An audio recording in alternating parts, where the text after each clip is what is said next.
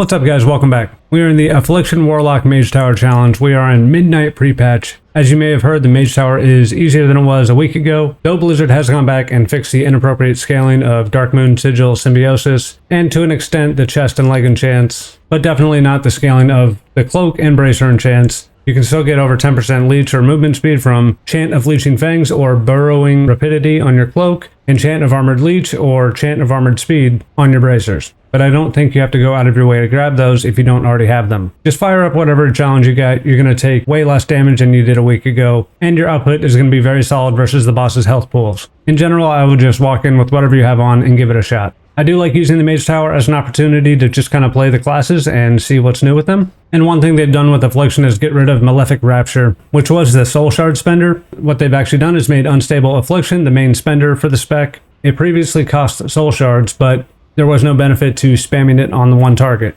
Whereas now, multiple uses of the ability overlap. I'm pretty sure we've had that incarnation of Unstable Affliction before. We've also had single target Unstable Affliction, but back when UA was single target, I thought they should just roll Haunt into it. And that still could have been an option, but I do think the multiple applications of UA on one target does fit the dot spec a little bit better than just spamming Malefic Rapture to kind of dump your soul shards in between maintenance dots and stuff like that. They've also just rotated stuff around the talent tree. We already looked at Guardian Druid, they kind of did a similar thing there. And the class trees, while less altered than the spec trees, for Warlock at least, stuff is moved around quite a bit. And there is a couple new things, such as Foul Mouth, which applies a curse to all targets within 10 yards of your primary target. And Blight of Weakness and Blight of Tongues, which are just amplified multi-target curses with a very big cooldown. We no longer have access to Amp Curse. I think that's fine. These probably feel a little bit better to use than single-target Amp Curses. Neither of these is going to be too useful on this Mage Tower fight, so we simply haven't picked them.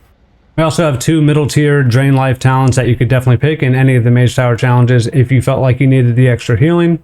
You also might just have those points to spend because not everything's going to be super useful as it is.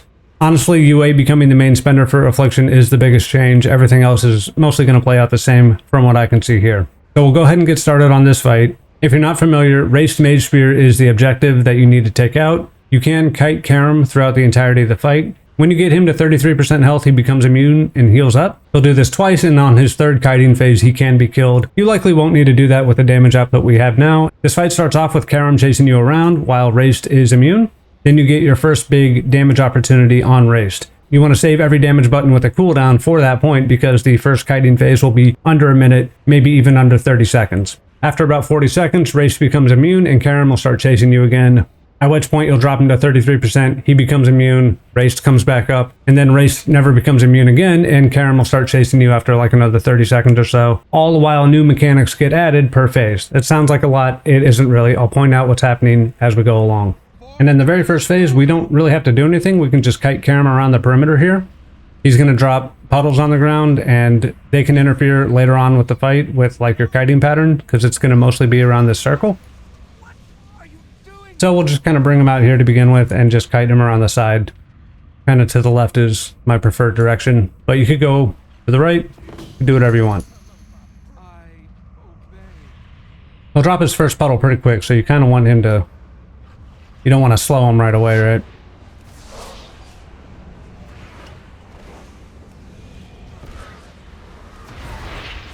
Alright, and we'll just get him around the side here.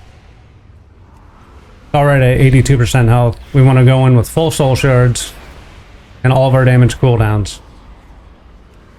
Doesn't really matter where he stops this phase. Just at 33% he will immune, and then we're on to Raced.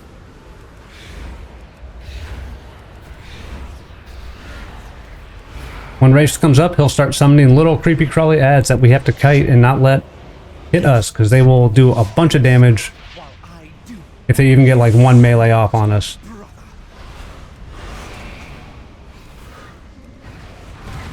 And we're just going to spam that UA, right? Keep our dots up, spam UA.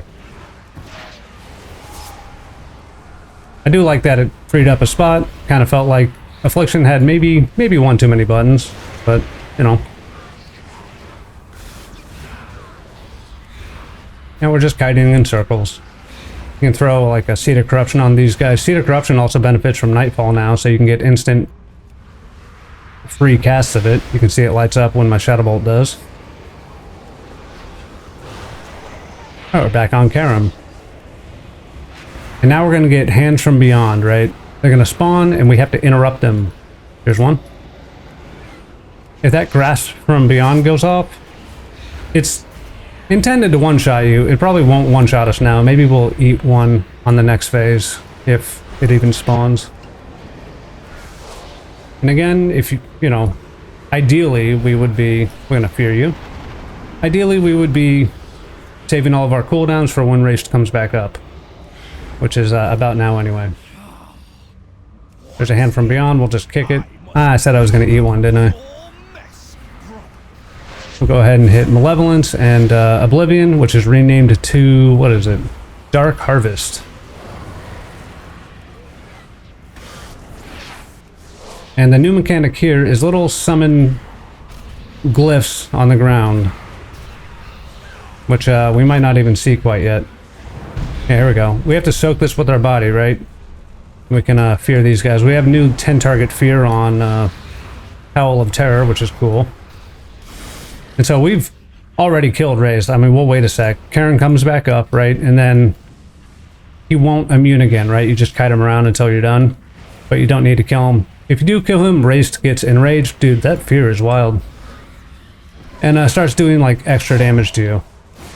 We'll go ahead and... I was going to try to eat that hand cast, but you could very likely survive a Grasp from Beyond cast, right? Like with Dark Pact or Unending Resolve. That is designed to kill you. I wouldn't like try to eat it unless you just want to see for funsies. You can kick every single one with spell lock, and if for whatever reason you don't have spell lock available, you can banish the hand. The cast will continue, but if it goes off while the hand is banished, it's not going to do any damage. Don't know why it works that way, but it does. So thumbs up. And yeah, that's the fight. Like no biggie, right? And once done, if you don't already have it, you will be rewarded with Tomb of Sargeras Mythic tier set recolor, which is pretty snazzy. It's even got like the jumpy wings that we saw in tier 6 and maybe like a PvP recolor. The Mog's cool. It goes really well with the Affliction Warlock Mage Tower staff. There's even another staff that it goes quite well with. Maybe you guys can tell me where this is from. I mean, there's a couple of them here, right?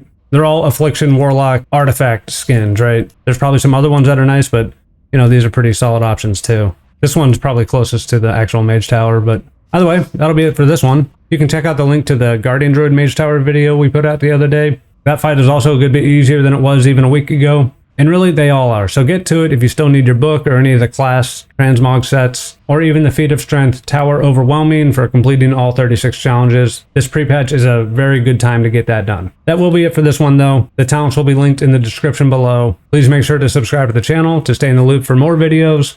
Make sure to like this video to help it in the algorithm. Comment below. Let me know your thoughts on the Midnight pre-patch. Best of luck on anything you're wrapping up before then. And yeah, we'll see you in the next one. As always, thanks for watching. Peace.